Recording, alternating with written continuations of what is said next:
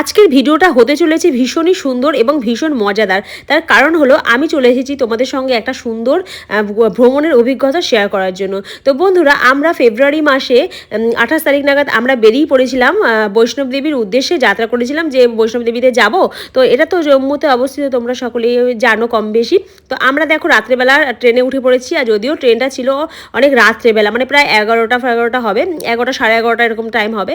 তো আমরা দেখো ট্রেনে উঠেই মস্তি করতে শুরু করে দিয়েছি। আর সবাই মিলে ভিডিও করছিলাম। আর খাওয়া দাওয়া তো ভীষণই ভালো ছিল। আমরা সবাই কম বেশি করে খাবার নিয়ে এসেছিলাম। তো এদিকে দেখো একজন নিয়ে এসেছে দই বড়াটা যা হয়েছিল না, দারুণ হয়েছিল, দারুণ। তো প্রচুর খাবার নিয়ে আসা হয়েছিল বাইরে থেকে, বাইরে থেকে আমরা কিছু আনিনি, সবই বাড়ি থেকে, বাইরে থেকে আমরা খুবই কম যে কিনে খেয়েছি, যেহেতু আমরা নিরামিষ খাবার একটা ঠাকুরের জায়গায় যাচ্ছি পুজো দেওয়ার জন্য, সেহেতু সবাইকে বলা হয়েছিল বাড়ি থেকে নিরামিষ খাবার নিয়ে যাওয়ার জন্য, পেঁয়াজ রসুন এই সমস্ত বা মাছ মাংস এগুলো যাতে না নিয়ে যায়। তো সেই জন্য সবাই বাড়ি থেকে বাড়ির তৈরি খাবার তৈরি করে নিয়ে গেছে। আর এদিকে দেখো আমরা ভিডিও করছিলাম। আর মাঝখানে যখনই সুন্দর জায়গা আসছে সেগুলোকে আমি ভিডিও করতে শুরু করেছি। আর এরকম সুন্দর জায়গা আমি কখনোই দেখিনি, এত সুন্দর যে কি বলবো, আর কত ভিডিও করব, যতই করছি ততই যেন আমার কাছে কম মনে হচ্ছে। এত সুন্দর জায়গাটা, দারুণ দারুণ। এত দূরে না আমি কখনো যাইনি, এর আগে হয়তো মৌসুনি আইল্যান্ডে গেছিলাম এদের সাথেই, তবে সেই জায়গাটা ছিল একরকম। আর এটা হলো গিয়ে এতটা দূরে ডিস্টেন্সে আমরা গেছিলাম। তো এদিকে দেখো খাবার দাবার তো প্রচুর, খাবার শেষই হচ্ছে না যতই খাবার খাচ্ছি। আর এদিকে দেখো আমরা ভিডিও করছি, আমার বর এদিকে দেখো কমেডি করতে শুরু করেছে আর ভিডিওটাকে নষ্ট করে দিচ্ছে, হাসছে। তা আমি এদিকে রেগে গেছি, দেখো মাঝখানে ঢুকে আর ভিডিওটা ঠিক করতেও পারছে না, এদিকে ভিডিওটা নষ্ট করে দিচ্ছে। আমি বলছি তুমি সরো তো এখান থেকে, তোমাকে ভিডিও করতে হবে না। এবার এই কথা বলে ওর হাতে ফোনটা ধরিয়ে দিয়েছি, ও ফোনটা ধরেছে এবং আমরা দেখো এবার সুন্দর করে ভিডিও করতে শুরু করেছি। তো এই ভিডিওটা ওই করে দিয়েছিল। আর আমরা কি করছিলাম, ইনস্টাগ্রামে যত রিলসগুলো দেখছিলাম, তো রিল দেখতে দেখতে যে রিলসটা ভালো লাগছে সেটার ওপরই আমরা ভিডিও করতে শুরু করে দিয়েছি। তো এবার শুরু হয়েছে ক্রিসকা গানা শুনেগা একটা আছে না, তো ঘাচাক সে গর্দন উড়া দেঙ্গে, একটা রিলসে থাকে না যে কমেডি যে রিলসগুলো, তো সেগুলোই ট্রাই করছি। আর বারবার এত হাসি পাচ্ছে যে কি বলবো।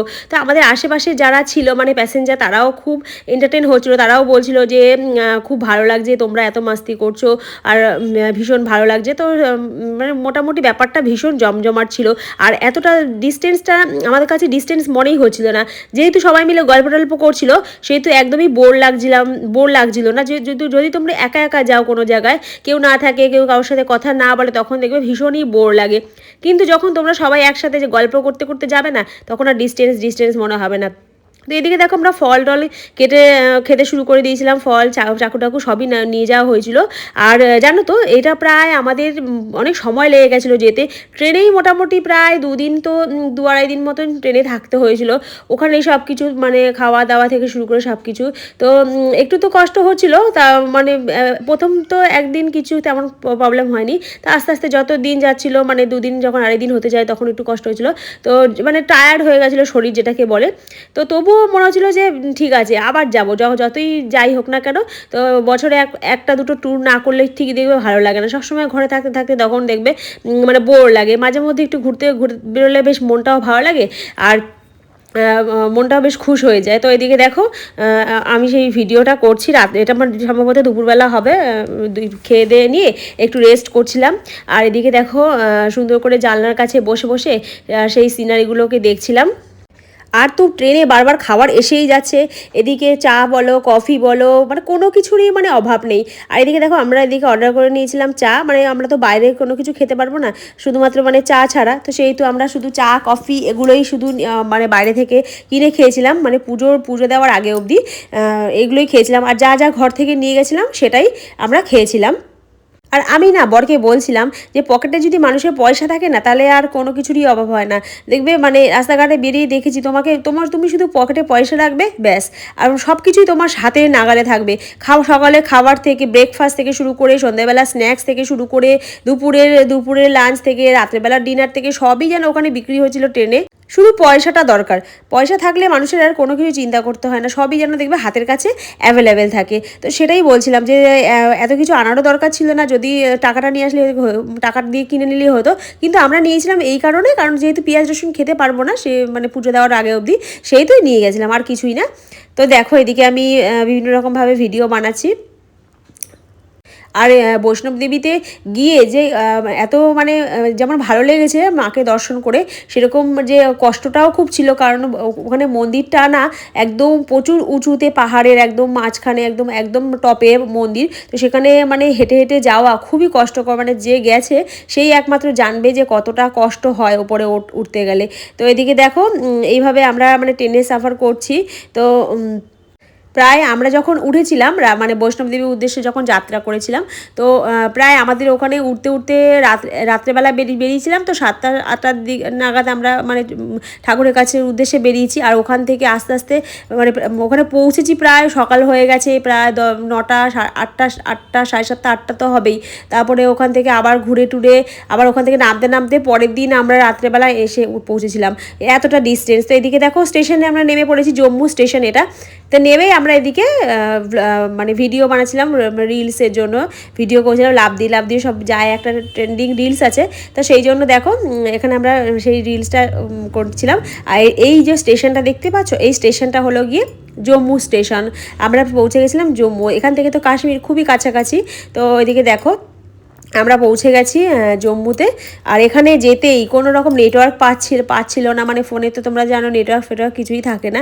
আর এদিকে খেয়ে নিয়েছি হলো গিয়ে ওই ছোলা ভাটুরে, আর সাথে দেখো দিয়ে দিয়েছে একটা আচার, মানে এখানে সব জায়গায় মোটামুটি আচার দেয়।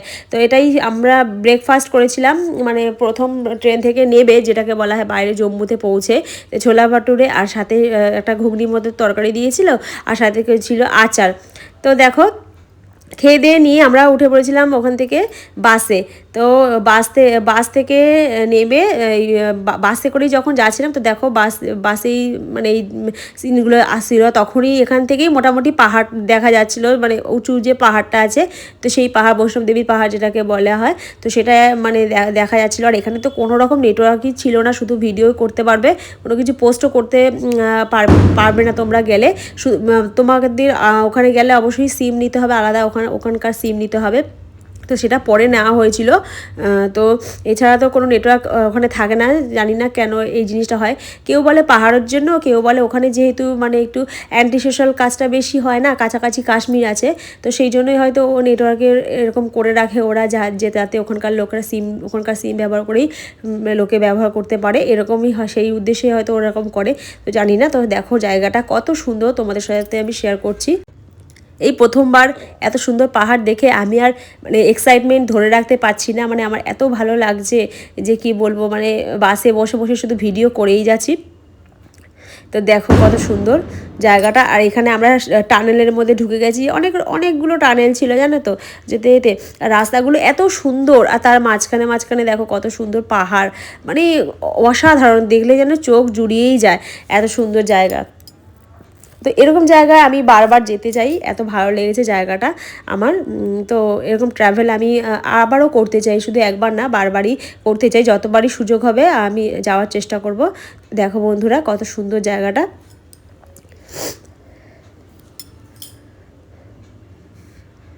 এবার দেখো আমরা বাসে করে আমরা সেখান থেকে চলে এসেছিলাম হলিস লাইন একটা মানে হোটেল আছে, তো সেখানে আমরা চলে এসেছিলাম। আর এই হোটেলটা ভীষণ ভালো ছিল জানো তো। তো যদিও হোটেলের ভেতরে ভিডিও করতে পারিনি, অ্যাকচুয়ালি টাইম ছিল না, এত তাড়াহুড়ো ছিল, তো গিয়ে স্নান টান করেই আমরা বেরিয়ে পড়েছিলাম। এই যে বৈষ্ণব দেবী পাহাড়টা দেখতে পাচ্ছ, এই পাহাড়ের ওপরে আমাদের চড়তে হয়েছিল, মানে বিশাল বড় এলাকার ভীষণ সুন্দর জায়গাটা।